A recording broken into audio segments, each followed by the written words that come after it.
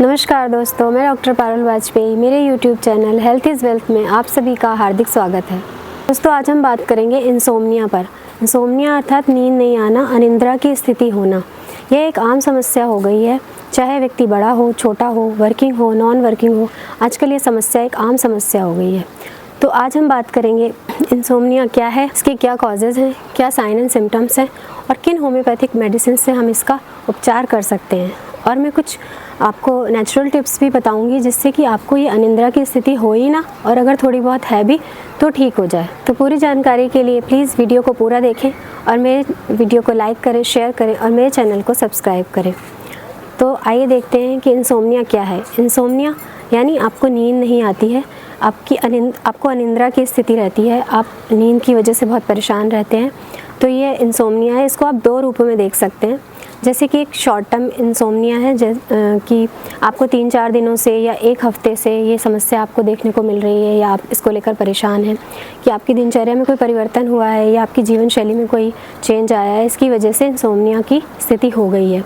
तो वो जैसे ही आप दिनचर्या में परिवर्तन लाते हैं तो वो ठीक भी हो जाती है। लेकिन दूसरा रूप यह है कि क्रॉनिक हो जाता है, तब ये एक रोग का रूप ले लेता है। और क्रॉनिक कैसे होता है कि आपको 3-4 महीने से लगातार आपको इंसोम्निया की स्थिति देखने को मिल रही है, आपको नींद नहीं आ रही, और अगर आपको नींद आ भी जा रही है तो बीच में खुल जा रही है, और खुलने के बाद फिर वापस आपको अच्छे से नींद नहीं आ रही है, यानी कि आप नींद को लेकर बहुत परेशान हैं। तो ये एक क्रॉनिक स्थिति हो जाती है, जबकि आपको अनिद्रा रोग हो गया है। तो आज हम देखेंगे कि इसके क्या साइन एंड सिम्टम्स हैं। तो मैं आपको बताती हूँ कि इसके क्या लक्षण आपको देखने को मिलते हैं जबकि आप इंसोम्निया रोग से ग्रसित हो जाते हैं। एक तो आपको सबसे पहली बात है, आपको नींद नहीं आ रही है, और अगर आ जा रही है तो वो बीच बीच में खुल जा रही है और अच्छे से आप सो नहीं पा रहे हैं।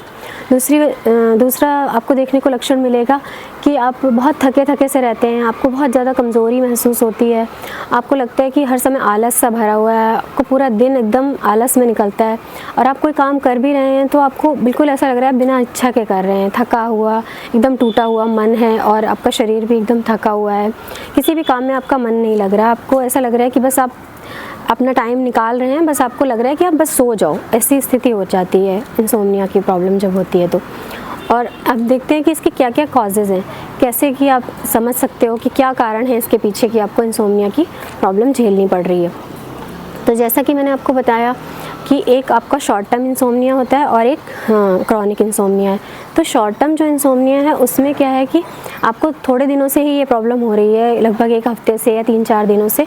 तो आप उसको ठीक करने के लिए आप अपनी जीवन शैली में परिवर्तन ला रहे हैं, या आपने कुछ थोड़ा बहुत टेंशन ले लिया है, इसकी वजह से हो गया है ऐसा, तो वो तो थोड़े दिनों में वैसे भी ठीक ही हो जाएगा। तो इससे आपको ज़्यादा परेशान होने वाली बात नहीं है। लेकिन अगर आपको क्रॉनिक इंसोम्निया है तो उसके कारण आपको जानना बहुत ज़रूरी है। तो आप सबसे पहला कारण उसका ये है कि आपका स्ट्रेस लेवल इस समय बहुत ज़्यादा बढ़ा हुआ है, यानी कि आप बहुत ज़्यादा स्ट्रेस ले रहे हैं, आप किसी बात को लेकर बहुत ज़्यादा टेंशन में हैं और आप उस बात को सोच रहे हैं, आप उसके लिए आप ओवर थिंकिंग करने लग जा रहे हैं। जैसे कि आप रात में बहुत ज़्यादा सोचते हैं, बार बार सोचते रहते हैं उसी बात को, जिसकी वजह से आपको नींद नहीं आ पा रही है और आप अनिद्रा की स्थिति को झेल रहे हैं। और इसके अलावा आपने या तो कोई नई जॉब ली है, उसकी वजह से आपका वर्क प्लेस चेंज हुआ है, इसकी वजह से आपको ये प्रॉब्लम फेस करनी पड़ रही है। या फिर आपका जो भी आपका जॉब रूटीन था उसमें चेंज आया है, जिसकी वजह से आपको आपकी शिफ्ट चेंज हुई है, कि आप पहले मॉर्निंग शिफ्ट करते थे, आप इवनिंग करने लगे हैं, तो इसकी वजह से आपको ये प्रॉब्लम फेस करनी पड़ रही है। या फिर आपके जो भी आपका वर्किंग का जो टाइमिंग्स हैं उनमें चेंज आया है, या फिर आपको ट्रैवल बहुत ज़्यादा करना पड़ रहा है, तो आप टूर पे रहते हैं, आपको सफ़र करने पड़ रहे हैं लंबे लंबे, तो इसकी वजह से आप धीरे धीरे इंसोम्निया के शिकार, मतलब इंसोम्निया को आप झेल रहे हैं, आपको दिक्कत हो रही है, आपकी धीरे धीरे अनिद्रा की स्थिति होती जा रही है, क्योंकि सारा रूटीन आपका चेंज हो गया है, पूरी जीवन शैली में परिवर्तन आ गया है, इसकी वजह से आपको ये प्रॉब्लम हो रही है। और इसके अलावा सबसे बड़ी बात ये है कि आपको कोई मेडिकल ऐसी प्रॉब्लम है जिसकी वजह से आप रात को वो प्रॉब्लम ज़्यादा उभर जाती है, या आप जब सोने का प्रयास करते हैं तो आपको वो दिक्कत बढ़ जाती है, जिसकी वजह से आप सो नहीं पा रहे हैं और आप को अनिद्रा की स्थिति हो जाती है।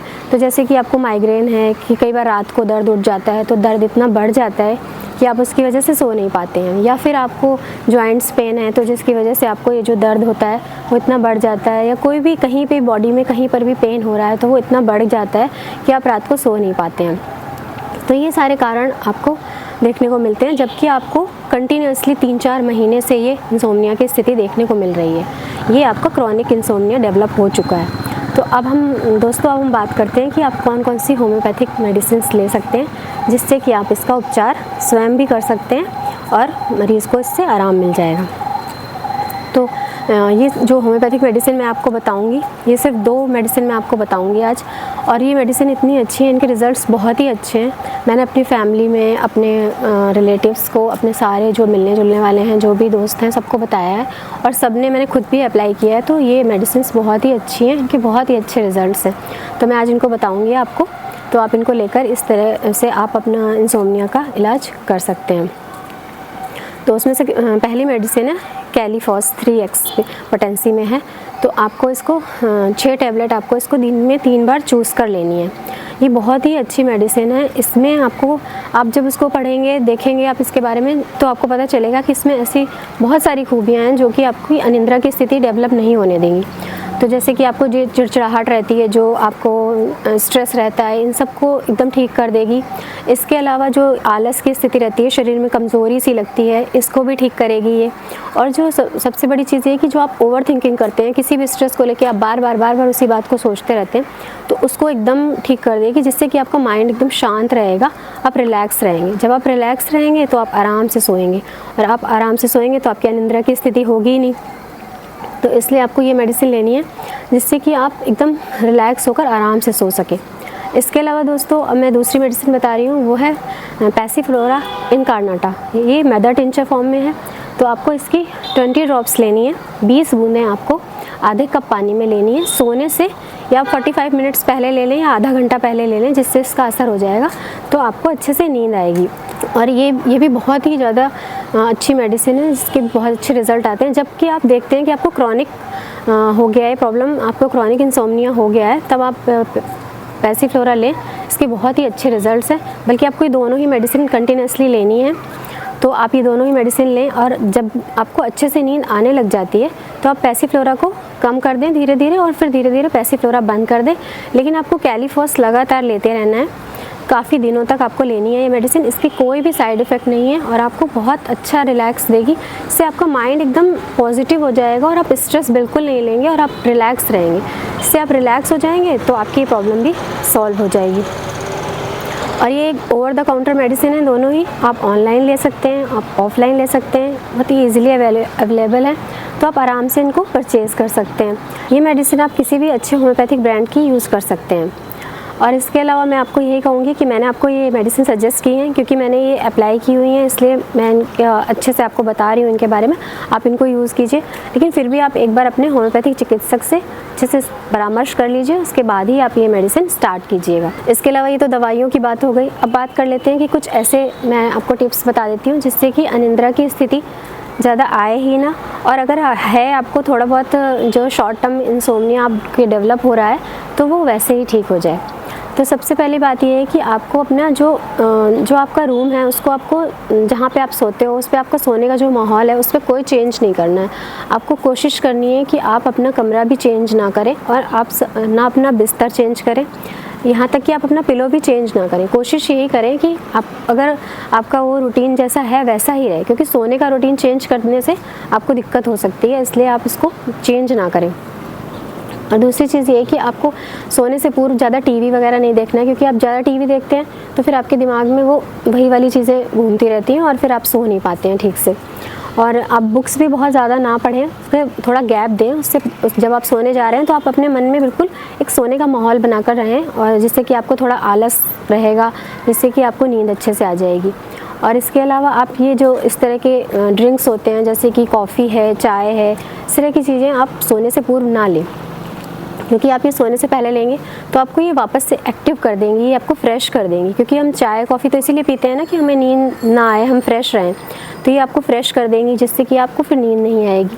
इसके अलावा आपको कोई भी किसी भी तरह का, कोई भी आपको बोलता है पर आपको कोई भी व्यायाम नहीं करना है सोने से पूर्व, किसी भी तरह का, क्योंकि वो भी आपको फ्रेश कर देगा, आप फिर से एक्टिव हो जाएंगे कुछ भी करने के लिए।